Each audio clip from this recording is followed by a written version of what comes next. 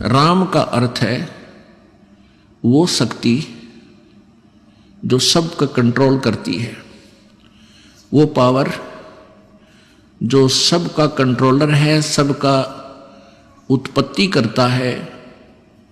जैसे पवित्र श्रीमद् भगवत गीता जी अध्याय नंबर 15 के श्लोक नंबर 16-17 में तीन पुरुष बताए हैं, एक सरपुरुष, एक अक्षर पुरुष और एक परम अक्षर पुरुष यानी उत्तम पुरुष।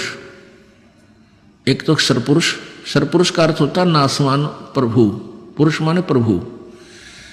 अब परमात्मा पुरुष जैसा है, मनुष्य जैसा ही प्रभु है, इसलिए पुरुष का अर्थ प्रभु भी है और मनुष्य को भी पुरुष बोल देते हैं, क्योंकि हम परमात्मा के ही नाम पर अपने नाम रखते हैं। जैसे रामचंद्र रख लिया, कृष्ण रख लिया, तो इस तरह वो राम अलग हैं जिनके आधार से हम प्रभावित होकर अपने नाम रखते हैं।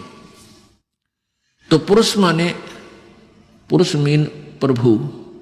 तो एक उत्तम पुरुष तो अन्य है, अर्थात सरपुरुष और अक्षर पुरुष से जो श्रेष्ठ परमात्मा है वो तो कोई और है, वही परमात्मा कहलाता है। वही तीनों लोकों में प्रवेश करके सबका धारण पोषण करता है, वो अव्यय ईश्वर अविनाशी परमात्मा है।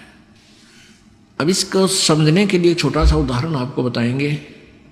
जैसे आप किसी एक स्टेट से शुरू कीजिए या किसी विभाग से शुरू कीजिए। जैसे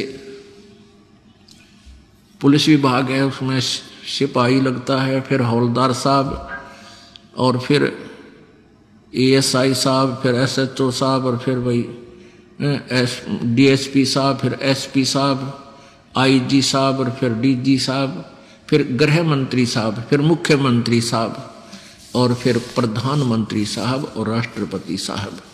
ये सभी साहब कहलाते हैं। हवलदार से साहब कहलाना शुरू करते हैं और राष्ट्रपति तक सभी साहब ही अपनी उनकी उपमा की जाती है, साहब से संबोधन किए जाते हैं। लेकिन इन साहबों में, इनकी शक्ति में, इनकी पावर में, कार्य क्षेत्र में दिन रात का अंतर होता चला जाता है।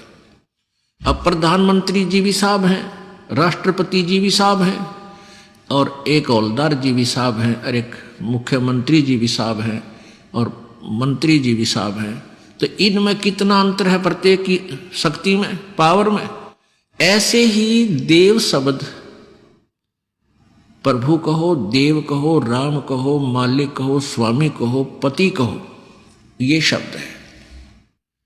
अब परमेश्वर क्यों कहना पड़ा? जैसे ईश कहो, ईश्वर कहो, चाहे परमेश्वर कहो, लेकिन ईश ही शब्द सफिशिएंट था। ईश कहो चाहे राम कहो, देव कहो, ये बहुत ही, ये एक ही नाम काफी है, बहुत है, सफिशिएंट है, पर्याप्त है प्रभु की परिभाषा के लिए। लेकिन ये साहब गणे हो गए। अब जैसे ब्रह्मा विष्णु महेश, ये भी साहब हैं। ये एक ब्रह्मांड में एक एक विभाग के साहब हैं, मालिक हैं, प्रभु हैं, स्वामी हैं। रजोगुण विभाग के ब्रह्मा जी, सतोगुण विभाग के विष्णु जी, तमोगुण विभाग के शिव जी। ये एक ब्रह्मांड में और केवल 3 लोकों में, पृथ्वी लोक, एक पाताल लोक, ऊपर स्वर्ग लोक, इन 3 लोकों के प्राणियों के ऊपर ये स्वामी हैं, एक विभागीय मंत्री हैं। इनके पिताजी अर्थात ब्रह्म ज्योति निरंजन कहो, इसे सरपुरुष कहो, जो गीता जी अध्याय नंबर 15 के श्लोक नंबर 16 में 2 प्रभु बताए हैं, 2 पुरुष बताए हैं, एक सरपुरुष एक अक्षर पुरुष। तो इनके पिता जो सरपुरुष यानी ब्रह्म है, वो 21 ब्रह्मांड का मालिक है, स्वामी है, राम है, देव है। और उस प्रत्येक ब्रह्मांड में ये as a chief minister role करता है। समझने के लिए इतना समझो। और इसके 3 पुत्र यहाँ के एक कैबिनेट सत्र के मिनिस्टर होते हैं, ये समझो। और बाकी 33 करोड़ देवता वो अलग अलग उनके और विभाग दे रखे हैं।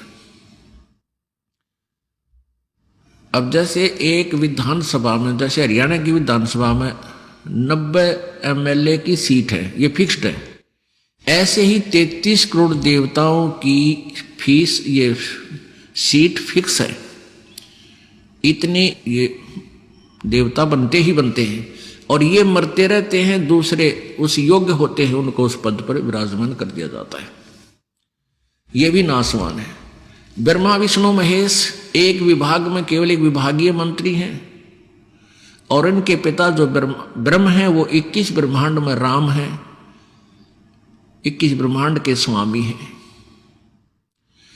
और जो गीता जी अध्याय नंबर 15 के श्लोक 16 में जो 2 पुरुषों में से जो अक्षर पुरुष है, ये परब्रह्म समझो, अक्षर पुरुष को परब्रह्म भी बोलते हैं। एक ब्रह्म, एक नेक्स्ट ब्रह्म, इससे दूसरा ब्रह्म। तो उसके 7 शंख ब्रह्मांड हैं, 7 शंख, जैसे गणित के हिसाब से करते हैं, लाख, 10 लाख, करोड़, अरब, खरब, ऐसे। फिर नील, पद्म, शंख, 7 शंख ब्रह्मांड का वो स्वामी है। इसकी आयु बहुत ज्यादा है, इसलिए इसको अविनाशी यानी चिरस्थायी कह सकते हैं। अक्षर पुरुष यहां पर जो शब्द है गीता जी अध्याय नंबर 15 के श्लोक नंबर 16 में 2 पुरुष जो बताए, अक्षर पुरुष यानी नासवान प्रभु और अक्षर पुरुष अविनाशी प्रभु। अक्षर का अर्थ होता है जिसका नाश ना हो, जो क्षर ना हो, लेकिन यहां इसमें इसको चिरस्थायी कह सकते हैं, वास्तव में अविनाशी नहीं। अक्षर पुरुष अवश्य इसके संज्ञा लगाई है, उपमा लगाई है, लेकिन ये अविनाशी नहीं है, क्योंकि 15वें अध्याय के 17वें श्लोक में तुरंत इसको स्पष्ट किया है कि उत्तम पुरुष है तो अन्य और परमात्मा इति उदाहरते। उत्तम पुरुष यानी श्रेष्ठ परमात्मा, वो परम ब्रह्म होता है, जो एक तो होता ब्रह्म, एक पर ब्रह्म, एक परम ब्रह्म। परम माने श्रेष्ठ, उत्तम, ब्रह्म माने परमात्मा। वो तो कोई और है और वही परमात्मा, यानी परमात्मा का अर्थ होता है उत्तिष्ठ आत्मा, श्रेष्ठ आत्मा, परम श्रेष्ठ, वही श्रेष्ठ आत्मा यानी वही परमात्मा कहलाता है। परमात्मा का सीधा सा विधान है, परमात्मा की परिभाषा यह है कि परमात्मा उसे कहते हैं जो दुख ना दे, केवल सुख दे, इसलिए उसको परमात्मा कहते हैं, श्रेष्ठ आत्मा कहते हैं। और जो यहां कैसा बुरा हाल कर रखा हमारा, किसी की बेटा मर जाए, किसी की बेटी मर, किसी की आंख फूटे, किसी की कोड लाग रहा है, किसी कैंसर में चिल्ला रहा है। जिसके राज्य में ऐसा दुखी प्राणी, वो परमात्मा नहीं हो सकता, वो स्वामी अवश्य है। जैसे कसाई बकरे पालता है, वो बकरियां का स्वामी है, लेकिन अच्छी आत्मा नहीं है, वो श्रेष्ठ आत्मा नहीं है, वो परमात्मा नहीं है। तो यहां स्पष्ट किया है गीता जी अध्याय नंबर 15 के श्लोक नंबर 17 में कि उत्तम पुरुष है तो अन्य है, श्रेष्ठ प्रभु तो कोई और है, परमात्मा इति उदाहरते, जो अच्छी आत्मा यानी वो दयालु भगवान, वो श्रेष्ठ आत्मा वाला परमात्मा, नेक आत्मा जिसको कहते हैं, वो अलग है। और ये लोग तरनम आविश्य विभर्ती, वो अवय ईश्वर है, जो तीनों लोकों में प्रवेश करके सबका धारण पोषण करता, वो है अविनाशी प्रभु। तो अब हमने ईश, तो हम समझेंगे ब्रह्म को, और ईश्वर यानी ईश से श्रेष्ठ, इसका इससे ऊपर वो कौन है, ऊपर ब्रह्म। और परमेश्वर शब्द क्यों बोला गया, क्योंकि ये ईश से भी और इस ईश्वर से भी वो श्रेष्ठ परमात्मा है, परमेश्वर, वो परम है, श्रेष्ठ है, वो परमेश्वर है। तो ऐसे हमने प्रभु की परिभाषा को समझना है। अब कौन सा राम है, अब और ऑल कंट्रोलर जो पूर्ण ब्रह्म है, परम अक्षर ब्रह्म है, उत्तम पुरुष जो और ही है, वो असंख्य ब्रह्मांड का मालिक है, राम है, स्वामी है, देव है, प्रभु है। अब हमने शिव भगवान को, जो यहाँ का त्रिलोकीय विभागीय, एक विभागीय मंत्री है एक ब्रह्मांड में, उसको महादेव की संज्ञा से, महादेव की उपमा से सुशोभित करते हैं। महादेव, महादेव का अर्थ होता है बड़ा भगवान। अब यदि महादेव हम कहें वेदों अनुसार, तो महादेव वो पूर्ण परमात्मा है, परम अक्षर ब्रह्म है, हम उसको ही महादेव कहेंगे। अब यहां फिर और सतिथि आ जाती है, जैसे यहां भी देव हैं, 33 करोड़ देवताओं में जो महान है, बड़ा है, इसलिए इनको महादेव कह दिया जाता है। तो इस पूरी परिभाषा को समझने के लिए ही ये सत्संग किया जाता है, सीडी बनाई जाती हैं। यहां नहीं समझ में आओ तो इन सीडी को ले जाओ, डीवीडी अपना चला कर देखो, बार बार इस ज्ञान को ग्रहण करो, इससे ज्ञान यज्ञ का फल आपको मिलेगा।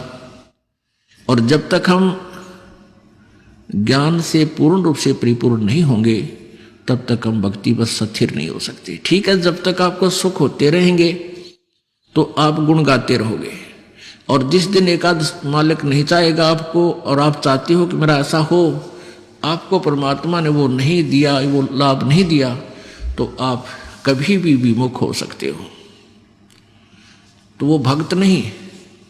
गीता जी अध्याय नंबर 2 के श्लोक नंबर 53 में कहा कि अर्जुन, जब तेरी बुद्धि भिन्न भिन्न प्रकार के भ्रमित करने वाले वचनों से, विचारों से, सत्संग से, ज्ञान से हटकर एक परमात्मा तत्व, परमात्मा के एक उस तत्व ज्ञान पर स्थिर हो जाएगी, एक परमात्मा पर टिक जाएगा, तब तू योग को प्राप्त होगा। यानी तब तू भक्त बनेगा तो योगी होगा, अन्यथा तुने कोई विचलित कर देगा बीच में, तू भक्ति नहीं कर सकेगा। तो ये दास चाहता है कि आपको ऐसा ज्ञान सुनाऊं कि आप बीच में अपनी भक्ति में विचलित ना हो। नहीं तो परमात्मा क्या बताते हैं, 100 वर्ष सतगुरु की पूजा, एक दिन आन उपासी।